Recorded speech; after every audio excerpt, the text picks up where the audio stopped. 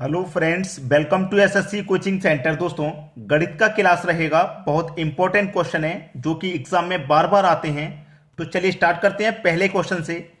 किसी संख्या का 32% उसी संख्या के 17% से 120 अधिक है, तो संख्या का मान क्या है? किसी संख्या का 32%, ठीक है, उसी संख्या से 17% से 120 अधिक है। 32% उसी संख्या के 17% से 120 अधिक है। अब देखिए 17% से यहां परसेंट में कितना अधिक है? 17 से 32 हो रहा, 15% अधिक है यहां पे। और यहां पे संख्या में कितना अधिक है? 120 अधिक है। तो 15% की वैल्यू 120 के बराबर हो जाएगी। आपसे कह रहा है संख्या का मान बताइए। तो संख्या का मान जो भी होता है अपने आप में 100% होता है। तो इसका मतलब हमको 100% का मान निकालना है। कैसे निकालेंगे भाई? इस 120 में इस 15 से डिवाइड दे देंगे। 100% का मान निकालने के लिए 100 से गुना कर देंगे, आंसर आ जाएगा। 15 अट्ठे 120, 8 का मल्टीप्लाई 100 से कर दो, 800 हो जाएगा भाई। 100% का मान कितना? 800 हो जाएगा। यही तो निकालना था। हो गया आपका आंसर 800। किधर है? डी ऑप्शन में। तो सभी को प्रश्न समझ में आ गया। चलिए अब देखते हैं अगला सवाल। अगला सवाल है 6.1/4% के 1600 प्लस 12.1/2% के 800 किसके बराबर है? अच्छा क्वेश्चन है। इसको लिखते हैं 6.1/4। के का मतलब होता है गुना, ठीक है। के का मतलब गुना होता है। परसेंट का साइन है इधर, तो मैं परसेंट का साइन लगा लेता हूं। तो क्योंकि परसेंट का साइन जरूरी है, परसेंट का मतलब भी वो बटे में 100 होता है, इसलिए लगाना जरूरी है। फिर दे रखा है 1600 प्लस 12.1/2%। के का मतलब मल्टीप्लाई कितना? 800। अब इसको सॉल्व करेंगे। 6 का मल्टीप्लाई 4 से करेंगे, 6 चौके 24, 24 में एक जोड़ेंगे 25, ठीक है। बटे में कितना? 4 है। और बटे में कितना? परसेंट का मतलब भी बटे में 100 होता है। तो ये बटे में आ जाएंगे, 4 से गुना हो जाएगा। 100 का गुना 4 से हो जाएगा, तो 400। भाई देखिए परसेंट का मतलब होता है बटे में 100, और बटे में 4 पहले से ही है, तो 100 का मल्टीप्लाई 4 से होगा, तो 400 आ जाएगा। गुने 1600 प्लस 2 का मल्टीप्लाई 12 से होगा 24, 24 में एक जोड़ देंगे 25। परसेंट का मतलब बटे में 100 है, और 2 पहले से ही है, तो 100 का मल्टीप्लाई 2 से हो जाएगा, तो 200। और गुने कितना है? इधर 800 है। बस इसी को तो कटा लेना, आंसर आ जाएगा। ठीक है, इसी को कटा लेंगे, आंसर आ जाएगा। देखिए चलिए यहां पे कटाता हूं मैं। 2 जीरो से 2 जीरो कटा लिए, 2 जीरो से 2 जीरो यहां कटा लिए। अब 2 जीरो से ही 2 जीरो में यहां भी कटा लूंगा, ये भी कट गया, ठीक है, ये भी कट गया। अब देखिए 2 से कटा लूंगा 8 को, तो 4 बार में कट जाएगा, ठीक है। 2 से 8 कट गया 4 बार में, 2 से 8 4 बार में कट गया। और देखिए 4 से ये 4 भी कट जाएगा, 4 से ये 4 भी कट जाएगा, 4 से ये 4 भी कट गया। अब आपके पास बच क्या रहा है?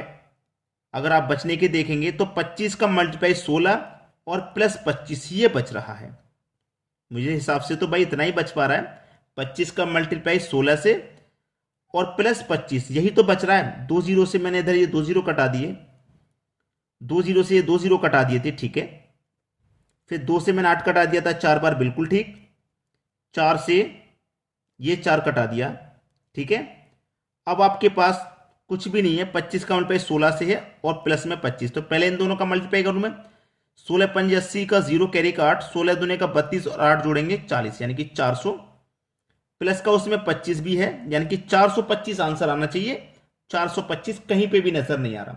तो इसका मतलब क्या हुआ कि हमने कहीं ना कहीं काटने में गलती कर दी, कहीं ना कहीं गलती कर दी, आंसर नहीं आया, कहीं ना कहीं तो गलती कर दी है। अब देखो ये काटने का जो तरीका है ये बहुत महत्वपूर्ण होता है। अगर आपने एग्जाम में क्वेश्चन किया और आपसे कहीं गलती होगी तो 4-5 मिनट वो खा गया। अब देखो इसको आप काटेंगे कैसे? ऊपर नीचे नहीं काटा गया, ऊपर नीचे काटेंगे। मैं फिर से एक बार लिख के समझा देता हूं, क्योंकि काटना जरूरी है सीखना। मैं फिर से आपको बता दूं, काटने की ट्रिक आपने नहीं सीखी तो समझ लीजिए आपने कुछ नहीं सीखा। फिर काटने की ट्रिक नहीं सीखी, समझ लीजिए आपने कुछ नहीं सीखा। मैं फिर बता रहा हूं, काटना नहीं सीखा ना, कुछ नहीं सीखा आपने।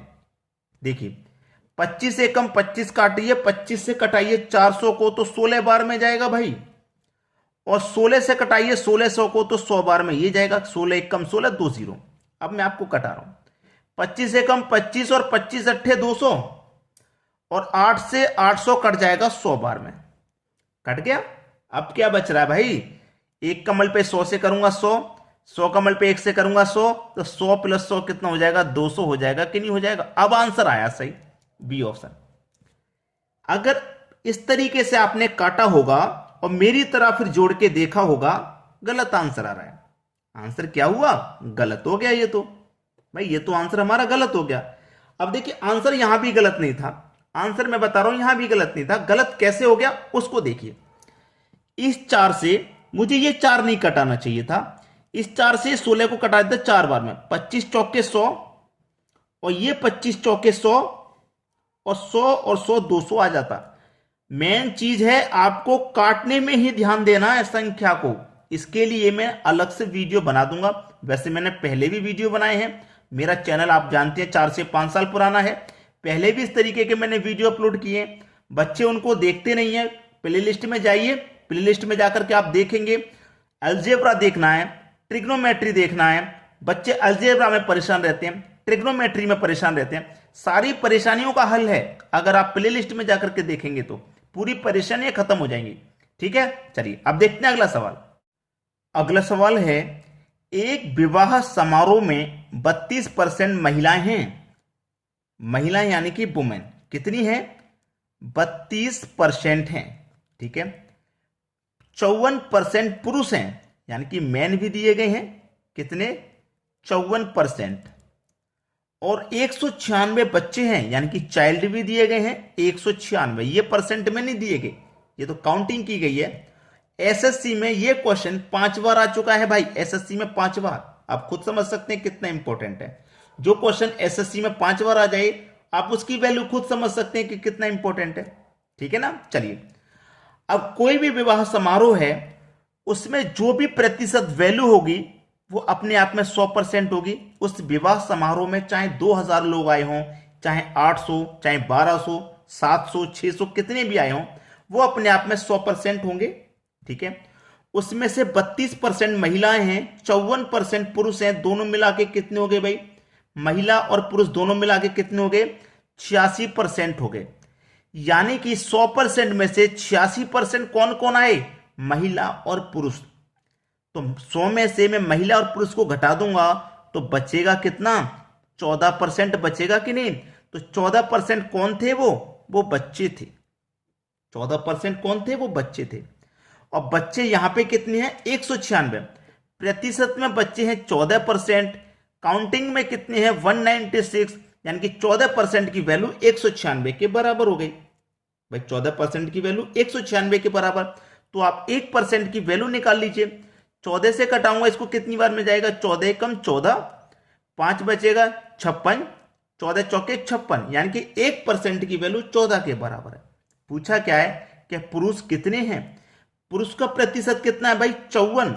जब 1% की वैल्यू 14 तो 54 की कितनी हो जाएगी, 14 का मल्टीप्लाई 54 से कर देंगे आप।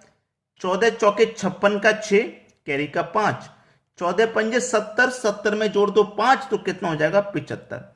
यानी कि 54% की वैल्यू कितनी है 556, 756। तो मैन कितने आए, 756 आए। विवाह समारोह में पुरुष कितने हैं, 756। पहला ही ऑप्शन आपका सही जवाब। अब देखेंगे अगला सवाल। अगला सवाल है, यदि ए का वेतन बी से 50% अधिक है तो बी का वेतन ए से कितने प्रतिशत कम है। ए और बी दो व्यक्ति हैं, ए का वेतन बी से 50% अधिक है, बी से अधिक है 50%। अगर बी का 100% है तो ए का कितना हो जाएगा, 150% हो जाएगा, क्योंकि 50% अधिक है। तो बी का वेतन ए से कितने प्रतिशत कम है, जो बी का वेतन है वो ए से कितने प्रतिशत कम है भैया, 50% कम है। ए से 50% कम है, किससे, ए से। ए का कितना है 150, प्रतिशत के लिए 100 से मल्टीप्लाई कर दो भाई, खत्म हो जाएगा क्वेश्चन। 50 से 150 3 बार में गया, 3 से 100 को कटाऊंगा 33.1/3%। ये सही जवाब हो गया, डी ऑप्शन बिल्कुल सही। चलिए अब देखते हैं अगला सवाल। अगला प्रश्न है, एक व्यक्ति अपनी आय का 30% भोजन पर, 20% बच्चों की शिक्षा पर तथा शेष का 60% घर के किराए पर व्यय करता है। उसके पास आय का कितना प्रतिशत शेष क्या है? कितना प्रतिशत शेष क्या है? शेष पूछ रहा है, कितना प्रतिशत शेष बचा है। ठीक है, चलिए देखिए, वो जो भी कमाता होगा अपने आप में वो 100% होगा। इस 100% में से वो 30% तो भोजन पे खर्च कर रहा है, ठीक है, प्लस 20% बच्चों की शिक्षा पे खर्च कर रहा है। 20% बच्चों की शिक्षा पे खर्च कर रहा है। टोटल कितना हो गया? 30 और 20 मिला के 50% हो गया। टोटल 50% वो यहां पे खर्च कर रहा है। पर तथा शेष का 60%, जो शेष बचा है भाई, 100 में से 50% खर्च हो गया ना, बचा कितना? 50% बचा। उसने बोला कि शेष का 60% घर के किराए पर व्यय करता है, उसके पास आय का कितना प्रतिशत शेष बचा है? जो भी देखिए उसके पास बचा है वो अपने आप में 100% है। याद रखना मेरी बात को भाई, 100% था 30 भोजन पे, 20 बच्चों की शिक्षा, 50 खर्च कर दिया, बचा कितना? 50। जो बचा है वो अपने आप में 100% है। याद रखना, जो बचा है वो अपने आप में 100% है। जो बचा है अपने आप में 100% है, इसमें से वो 60% खर्च कर देता है, यानी कि 100% में से 60 खर्च कर देता है। बचेगा कितना? 40% बचेगा कि नहीं बचेगा? है तो इस 50% का 40% आप निकाल लेंगे, ठीक है। तो प्रतिशत देखिए, जीरो से आप जीरो यहां पे बराबर में काट सकते हैं। 5 चौके कितना हो जाएगा? 20, यानी कि 20%। मैं यहीं पे खर्च करूं, प्रतिशत से प्रतिशत कट गया, जीरो से जीरो कट गया, 5 चौके कितना हो जाएगा? 20। खत्म क्वेश्चन, पहला ऑप्शन सही जवाब। चलिए अब देखेंगे अगला सवाल। अगला सवाल है, एक संख्या में 12% की वृद्धि की जाती है। कोई एक संख्या है उसमें 12% की भाई वृद्धि हो गई, और फिर उस बढ़ी हुई संख्या को 10% कम किया जाता है, तो निव्वल वृद्धि अथवा कमी मिलती है। पूछ रहा है, एक फॉर्मूला होता है a प्लस बी प्लस का ए बी बट्टे 100। याद रखना, बहुत जगह ये फॉर्मूला काम आता है, बहुत सारी जगह। a पहले वाली वैल्यू, b दूसरी वाली। पहले वाली वृद्धि में है तो ये आपका प्लस का रहेगा, 10% की वृद्धि, यानी कि a आपका वृद्धि है, प्लस में रहेगा। फिर 10% की कमी, कमी का मतलब रहेगा माइनस में, b आपका माइनस का 10। प्लस माइनस आप अच्छे से जानते हैं माइनस होता है, तो प्लस माइनस माइनस कर दिया। a आपका कितना है? 10। b आपका कितना है? 10 बटे में कितना है? 100।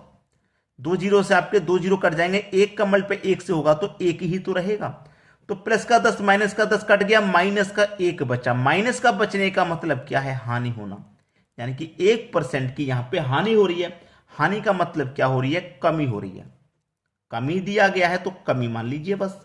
समझ में आ गया ना? अब देखते हैं अगला सवाल। अगला सवाल है, चीनी के मूल्य में 20% की कमी होने से कोई उपभोक्ता 120 रुपए में 3 किलो चीनी अधिक खरीद सकता है। तो चीनी का प्रारंभिक मूल्य केजी में क्या है, पूछ रहा है। अच्छा सवाल है भाई, बेहतरीन क्वेश्चन है, ऐसा नहीं क्वेश्चन अच्छा ना हो। देखिए, 120 रुपए में वो 3 किलो चीनी खरीद सकता है, और कितना? 20% की कमी होने पर, यानी कि 120 रुपए में 20% की कमी होने पर वो 3 किलो चीनी खरीद सकता है। 300 प्रतिशत का मतलब 300 होता है। देखिए यहां पे 20% था, परसेंट का मतलब बटे में 100 होगा, 100 का मतलब 2 जीरो, 100 का मतलब 3 से करूंगा तो 3 से हो जाएगा। ये क्या है? 20%। अब यहां पे मैं 20 लिखूंगा, परसेंट का मतलब बटे में 100, 3 केजी का मतलब मैंने यहां 3 लिखूंगा, परसेंट का मतलब 100, 100 का 3 से गुना 300 हो जाएगा। इस तरीके से आ गया, ठीक है। खत्म हो गया भाई प्रश्न, जीरो से यहां जीरो कट गया, जीरो से जीरो कट गया, ठीक है। 12 दूने का 24, 24 को कटा देंगे 3 से, 3 अट्ठे 24, 8 बार में गया। डी ऑप्शन बिल्कुल सही जवाब। अब देखते हैं अगला प्रश्न। अगला प्रश्न है, बी का ए प्रतिशत प्लस ए का 20% क्या है? एसएससी में 3 बार आया हुआ क्वेश्चन, एसएससी में 3 बार। बी का मतलब मल्टीप्लाई, ए प्रतिशत प्लस का साइन प्लस ले लो, फिर कितना है? ए है, फिर का है, का मतलब मल्टीप्लाई, फिर बी प्रतिशत है तो बी प्रतिशत ले लो आप, ठीक है। चलिए अब यहां पे होगा क्या, ध्यान देना। यहां पे बी का मल्टीप्लाई ए से हो जाएगा, तो ये ए बी लिख दूंगा मैं, ए बी, प्लस यहां भी ए कमल पे बी से हो जाएगा तो ये भी ए बी हो गया। अब प्रतिशत है साथ में तो प्रतिशत से भी हो जाएगा मल्टीप्लाई। ठीक है, यहां भी ए बी और यहां भी ए बी, ये भी बी और ये भी बी, तो बी मैं कॉमन ले लेता हूं बाहर। अंदर क्या बचेगा, ए प्रतिशत प्लस का ए प्रतिशत, ये कॉमन बचा, मतलब बी तो आ गया ना बाहर, ए प्रतिशत और ए प्रतिशत बचा अंदर। ठीक है, बी इंटू एक ए प्रतिशत, एक ए प्रतिशत, ए प्रतिशत ए प्रतिशत मिलके कितना हो जाएगा, 2 ए प्रतिशत हो जाएगा कि नहीं। एक ए प्रतिशत ये है और एक ए प्रतिशत ये मिलके दोनों जोड़ देंगे तो 2 ए प्रतिशत हो जाएगा कि नहीं। तो बी का, भाई गुना का मतलब का ही तो होता है, 2 ए प्रतिशत लिख सकता हूं, बस हो गया आंसर। देखिए किस ऑप्शन में इस तरीके का आंसर, बी का 2 ए प्रतिशत, बी का 2 ए प्रतिशत, पहला ही ऑप्शन सही है भाई, पहला ही ऑप्शन सही है। तो इस तरीके का प्रश्न देख के कभी नहीं घबराएंगे आप, जरूर करके आएंगे एग्जाम में। और 3 बार आ चुका है एसएससी के एग्जाम में, मैं बता रहा हूं आपको 3 बार। तो अच्छा प्रश्न लगा होगा, कमेंट करके जरूर जाइएगा, लाइक कमेंट शेयर। ठीक है दोस्तों, धन्यवाद।